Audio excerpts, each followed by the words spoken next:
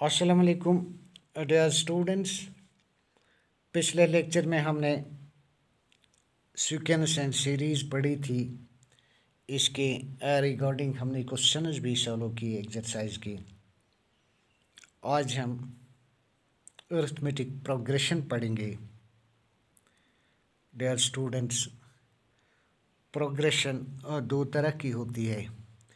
पहली टाइप को हम अरिथमेटिक सीक्वेंस और अरिथमेटिक प्रोग्रेशन बोलते हैं। दूसरे टाइप को हम ज्योमेट्रिक सीक्वेंस और ज्योमेट्रिक प्रोग्रेशन बोलते हैं। Dear students, let us take first type, arithmetic sequence और arithmetic progression. Dear students, let us consider the sequence 1, 4, 7, 10 so on. ये सीक्वेंस नंबर फर्स्ट है। सेकंड सीक्वेंस हम ले लेंगे 1, 3, 5, 7 सो ऑन।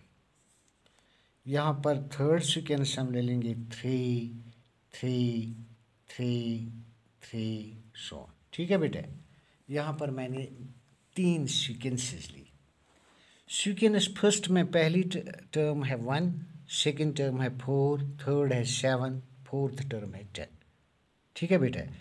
इसी तरह से सीक्वेंस सेकंड में फर्स्ट टर्म 1 है, सेकंड 3 है, थर्ड 5 है, फोर्थ टर्म इसमें 7 है। सीक्वेंस नंबर थर्ड में फर्स्ट टर्म भी 3 है, सेकंड भी 3 है, फोर्थ भी 3 है, थर्ड भी 3 है, फोर्थ भी 3 है। देखो बेटा, सीक्वेंस फर्स्ट में अगर हम फर्स्ट टर्म को ऐड करेंगे 3 तो हमें सेकंड टर्म मिलती है 1 + 3 = 4, 4 + 3 = 7, 7 + 3 = 10। ठीक है बेटा। सीक्वेंस सेकंड में अगर हम फर्स्ट टर्म को 2 ऐड करेंगे, 1 + 2 = 3, 3 + 2 = 5, 5 + 2 = 7। इसी तरह से 7 को 2 करेंगे ऐड तो ये टर्म मिलेगी हमें। थर्ड सीक्वेंस में फर्स्ट टर्म 3 है, अगर इसमें हम 0 ऐड करेंगे तो सेकंड मिलती है, सेकंड को अगर 0 ऐड करेंगे तो थर्ड मिलती है, थर्ड को अगर 0 ऐड करेंगे तो फोर्थ मिलती है। ठीक है बेटा। ये डियर स्टूडेंट्स, सीक्वेंस फर्स्ट में हमें डिफरेंट कांस्टेंट डिफरेंस मिलती है। यहाँ पर डिफरेंस ऑफ टर्म सेम है। देखो, difference of a term to it is previous term is same. यहाँ पर 3 है। देखो, 4 में से अगर 1 सब्ट्रैक्ट करेंगे तो 3 मिलेगा, 7 - 4 = 3, 10 - 7 = 3। लिहाजा हम सीक्वेंस फर्स्ट को AP सीक्वेंस बोल सकते हैं। इसको हम अरिथमेटिक प्रोग्रेशन बोल सकते हैं। सेकंड सीक्वेंस में भी हमें डिफरेंस ऑफ टर्म्स सेम निकलती है, इसको भी हम AP बोल सकते हैं। थर्ड सीक्वेंस में भी हमें डिफरेंस सेम मिलती है, यहाँ पर डिफरेंस ऑफ टर्म्स, इसको भी हम, मगर बेटा याद रखना हर एक सीक्वेंस अरिथमेटिक सीक्वेंस नहीं होती है। डियर स्टूडेंट्स, अब हम डिफाइन करेंगे what is an AP। AP की डेफिनेशन हम लिखेंगे, यानी ऐसी सीक्वेंस जिसमें difference of a term to it is proceeding term same होगी तो उस सीक्वेंस को हम अरिथमेटिक प्रोग्रेशन बोलते हैं। ठीक है बेटा। ये यानी ऐसी सीक्वेंस जिसमें difference of succeeding term to it is proceeding term is same, उस सीक्वेंस को हम अरिथमेटिक सीक्वेंस बोल सकते हैं। यानी a sequence is said to be, a sequence is said to be an AP, यानी arithmetic progression, if the difference of a term, if the difference of a term and the previous term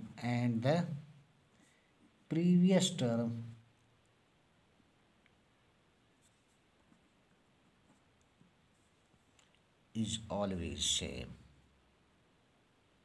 always same, that is, यानी second minus first term की difference जो निकलेगी, third minus second की भी difference वही होनी चाहिए। यहाँ पर मैं लिखूँगा that is an plus 1 minus an, यानी n प्लस 1th टर्म और nth टर्म की डिफरेंस हमें कांस्टेंट मिलना चाहिए। इसको हम डी भी कह सकते हैं for all n belongs to natural number. Dear students, this difference, this common difference is called, this constant difference is called common difference. This constant difference, देखो बेटा यहाँ पर डिफरेंस कांस्टेंट है, 3 3 3, यहाँ पर 2 2 2, यहाँ पर 0 0 0। This constant difference is called common difference and is denoted by D. यह है AP की definition.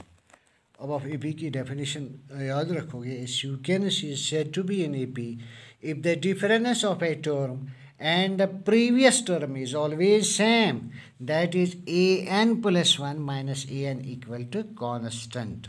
This constant difference is called common difference and is denoted by D. Dear students, देखो बेटा, अगर हमें स्टैंडर्ड AP बनाना होगा, स्टैंडर्ड AP कैसे बनाएंगे हम?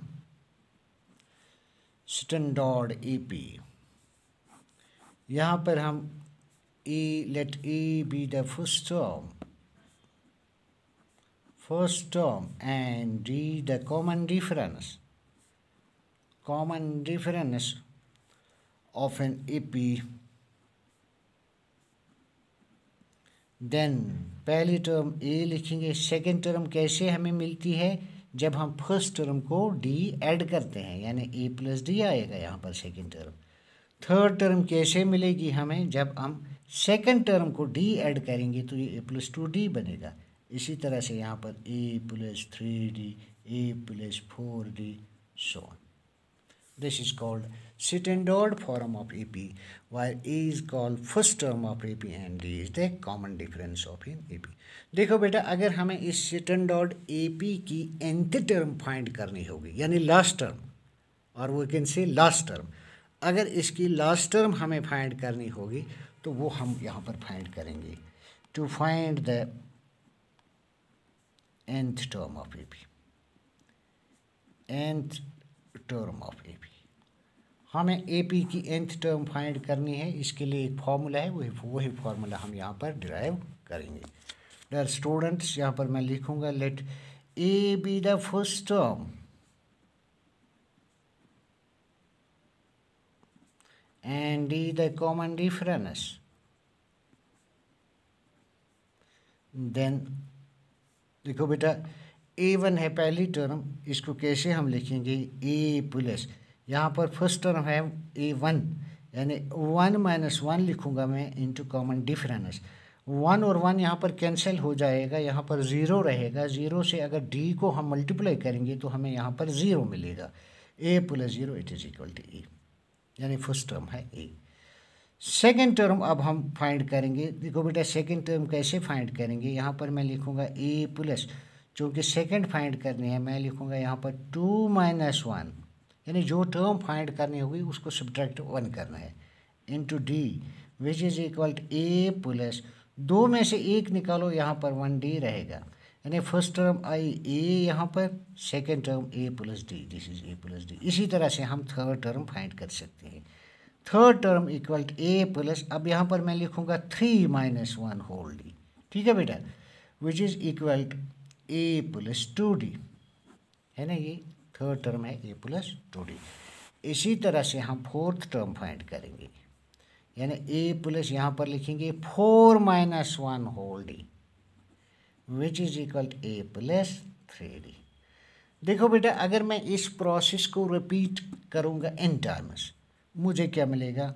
यहाँ पर मैं लिखूँगा repeating the process n times, repeating the process n times, we get an, यहाँ पर an, तो यहाँ पर मुझे मिलेगा A प्लस, अब यहाँ पर हम 4 माइनस 1 करते थे, यहाँ पर 3 माइनस 1 करते थे, यहाँ पर n माइनस 1 करेंगे whole D। Dear students, this is called nth term of an AP। इसको हम nth टर्म भी बोलते हैं, nth term of an AP, और last term of AP, last term of AP भी इसको बोलते हैं। an equal to a plus n minus one whole D. अब आप फार्मूला याद रखोगे nth टर्म ऑफ AP के लिए an equal to a plus n minus one whole D, या लास्ट टर्म के लिए भी यही फार्मूला है, l equal to a plus n minus one whole D. देखो बेटा, अगर हमें AP में कोई भी टर्म फाइंड करनी होगी तो हम सपोज अगर हमें 10वीं टर्म फाइंड करनी होगी तो हम इस n को पुट करेंगे 10, तो हमें 10th टर्म मिलेगी। अगर हमें 20वीं टर्म निकालनी होगी तो उसके लिए हम n को पुट करेंगे 20 यहाँ पर, तो हमें 20वीं टर्म मिल जाएगी। ठीक है बेटा। ये डियर स्टूडेंट्स, यहाँ पर मैं अपना लेक्चर ख़त्म करता हूँ।